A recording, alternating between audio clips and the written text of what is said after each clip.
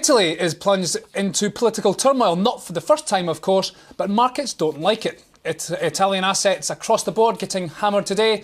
And here to tell us what this all means is Reuters Breakingviews economics editor, Edward Hadas. Edward, your piece today says that Monti stepping aside and the renewed market pressure which we're seeing on Italy may not be a bad thing. Could you explain that one to us? Well, it's always good to say that bad news is good. It's an easy thing to say, but it's true in this case. One of the problems that Italy has had in terms of dealing with the long-term structural issues that face the Italian economy is that they've been given too easy a time by the financial markets. And in the last few months, the investors have shown a lot of confidence in the Monti regime and the reforms that have been done. Bond yields have fallen, partly, of course, due to the ECB's actions. Many would say it's more to do with the ECB's Mario Draghi rather than what Mario Monti's done. That's certainly true. Many would say that, and it's probably correct. But the general feeling that Italy was on the right course allowed yields to go down. It allowed anti-Euro sentiment within Italy to grow stronger and to make people think, well, we can get away with not doing as many reforms as the Eurozone politicians want. And so the renewal of pressure from the markets will be a good, strong wake-up call, we think, for the Italian voters and for the Italian politicians, that you don't actually get a free ticket from the ECB to do whatever you want, that there's actually continuing pressure to put on substantial reforms. But the big risk, from a market point of view at least, is that the incoming government of whatever stripe does not continue the path that Mr Monti has set the country on. But surely what Italy needs is growth, and so therefore less austerity. Well, that's a big debate. How much austerity is there truly in Italy, and what is the needed thing for the long term? Investors still believe, and we tend to be reasonably sympathetic, that what Italy needs mostly is substantial reforms. It's basically done with the austerity part of its program. The budget deficit is now pretty much at an acceptable level, especially if growth does start to return later in 2013.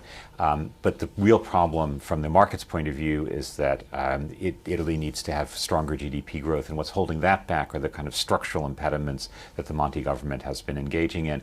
And contrary to the fears of the worst people, it's unlikely that Berlusconi will come into power. It's now a wild card. It's unlikely that any really strong anti-reform movement will come into power. There seems to be a pretty big consensus within the weak Italian political system that this path of reform should be continued, at least the right direction. Mm-hmm. So some of the eye-watering moves that we've seen today so far in Italian assets, bond yields soaring and the stocks getting whacked, you think then that Breakingviews that is more of a knee-jerk reaction more than anything else? And it is a typical market overreaction.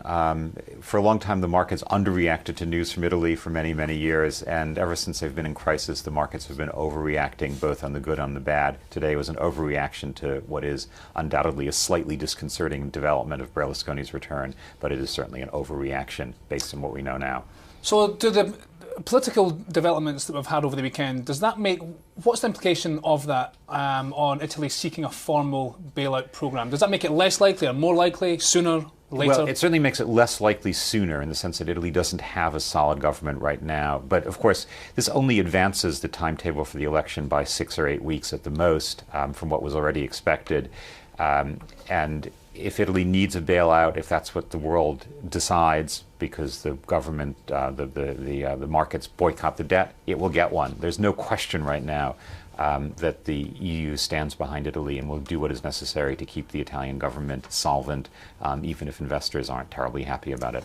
There's a school of thought, very quickly, that it's not widely prescribed, but Monti may go for a bailout in the 2 months that he's got left to try and bind the incoming government to that programme. Is that likely? I think that's unlikely, but I think that the incoming government will follow pretty much what Monti wants to do, no matter what the composition of that government is. OK, Edward, thank you very much. That was Edward Hadas with his insight for us. And stay with Insider for live coverage from Oslo as representatives of the European Union receive this year's Nobel Peace Prize. I'm Jamie McGeever. This is Reuters.